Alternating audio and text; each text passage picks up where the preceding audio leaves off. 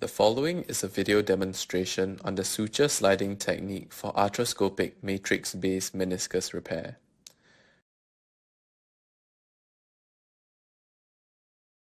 Knee arthroscopy is performed utilizing the standard anteromedial and anterolateral portals. An acute bucket handle tear of the medial meniscus is visualized. In preparation for meniscus repair, a meniscal rasp is used to abrade the torn edges, followed by a shaver which is used to freshen the edges further. Medial meniscus reduction is then achieved by using a blunt trocar for reduction, whilst the knee is kept in semi-extension and valgus. After reduction, an initial all-inside suture device is used at the junction of the body and posterior horn to maintain the reduction of the bucket handle tear. Additional all-inside sutures can then be used for further reinforcement of the meniscal body.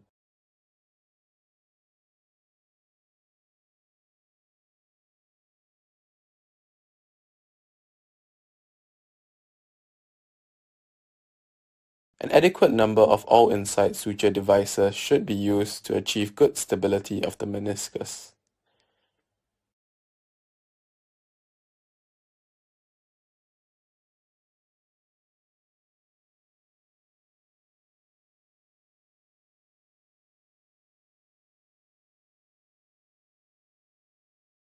At the area of interest for placement of the collagen matrix, it is important to plan the placement of the all-inside sutures.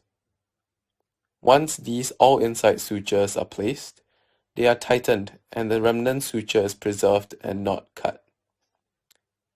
It is favorable to place each of the sutures on the superior and inferior aspect of the meniscus in a vertical orientation, as this allows for optimal fixation of the collagen matrix thereafter.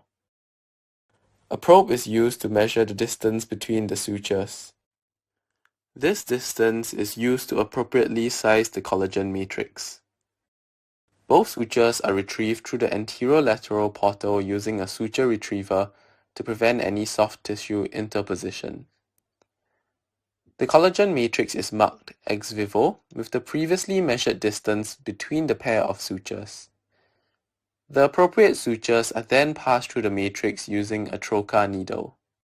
It is important to ensure that the superior suture goes through the superior marking on the collagen matrix to prevent entanglement.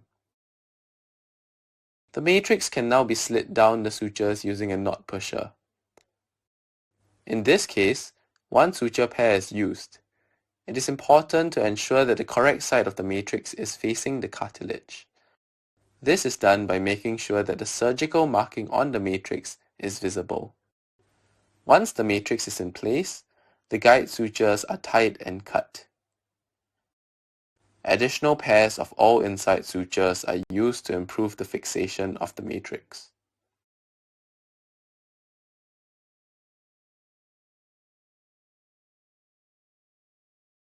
The matrix is now secured at the area of interest. Under dry arthroscopy, the previously harvested bone marrow aspirate concentrate is introduced over the matrix.